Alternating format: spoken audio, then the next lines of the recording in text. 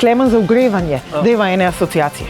Kakšne asociacije? Ja, ena beseda, druga beseda, ki ti prva pade na pamet, to poveš. Asociacije, znam. Dej, ajde, okej, imam. Dom od zunaj. Kosilnica. Živa meja. Kaj je z živo mejo? Fasada. Lopata za šnihat. Vrtni palček. Cegli. Vrtnar. Kva? Ja, jaz sem vedno za ekonomične rešitve. Kaj pa je kle ekonomičnega? Ja, mišice.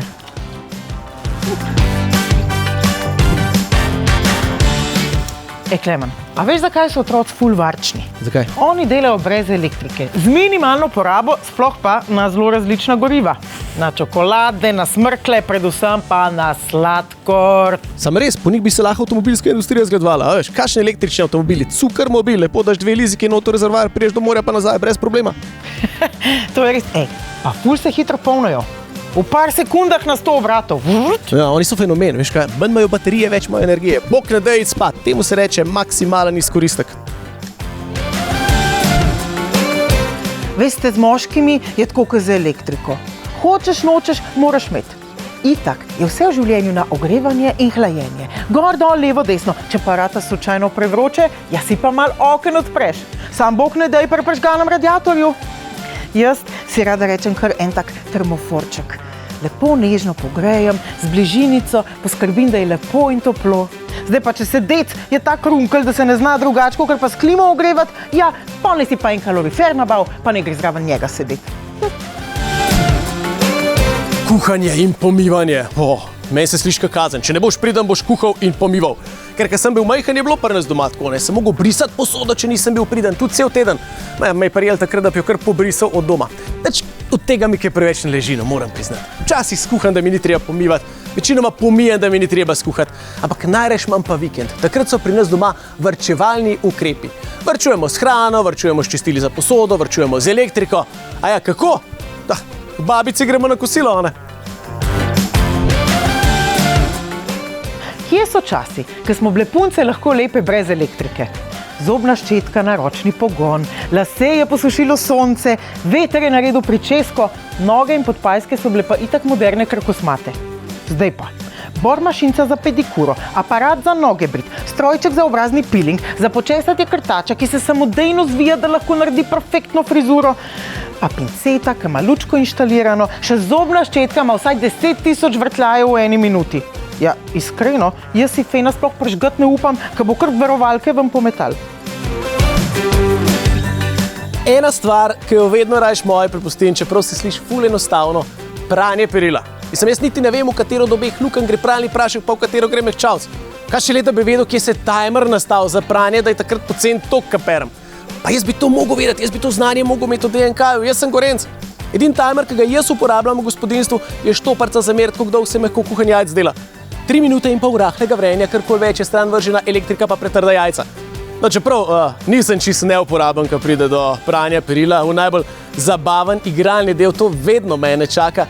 Najprej obesati cunje, ali kot jaz tem upravim Tetris, no potem pa še ta stresen del razvrščanja nogavic po parih oziroma spomin. Zdaj, če bi bilo po moje, bi bili štumfi za enkratno uporabo.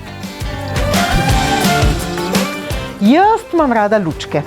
Ne samo tiste, ki dajo svetlobo, ampak tudi tiste male, ambientalne. Robotski sesalc ima recimo tako lepo roza, tako da vem, da je vedno na voljo. In prenosnik tudi. Če ne dela, se pa polni. Evo lučke! Pa električen klavir. Kaj jaz vem, kdaj pride inspiracija, boš da je vedno vklopljen. In kaj noč je tako fino, kaj iz enega kota router za internet mal migeta, pa v drugem tako zeleno lučko printer v pripravljenosti. Kaj jaz vem, kdaj bo treba kakšen izpisek natisniti sred noči. Moj se pa jezi. Šparejmo, a ne bi vsaj iz vtičnice izklapljala tiste polnilce za elektriko. Ampak kako? A ne pravi še dobri stari rimski pregovor. Prišel, videl, vtaknil, zmagal. Prevoz, kako tukaj prehraniti? Zelo enostavno je. 3-članska družina z 2 zaposlenima lahko brez problema prehrani pri prevozu. Govorim z lastnih izkušenj. Do lani sva imela vsak svoj avto, zdaj ima z mojo samo še enega in je čist enostavno. Se da, sam pravično si je treba porazdeliti odrekanje luksuzu. Če je treba hoditi kam dlje, hodim jaz. Če je treba iti na taksi, grem na taksi jaz. Če si kdo zasluži, da se ga pride iskat, si seveda to zasluži moja draga. No, če treba iti tanka, takrat bom pa vedno jaz ključe v žepu. Ampak jaz sem džentelmen, jaz sem še ta stara šola. Če greva kam skupaj, vedno jaz vozim, ker dame se pelje. Če vidim moškega in žensko v avtomobilu in ženska voz, jaz vedno najprej pomislim, dec ga je pil. Včasih je bila knjižna polica tiste mesto, kjer si našel vse znanje in informacije. Kdaj se je rodil Konfucij? Leksikon vse zna, knjigica vse ve. Kako se že reče tisto po nemško? Pokukaš v slovar in že šprehaš. Mühlverbrenungsanlagen.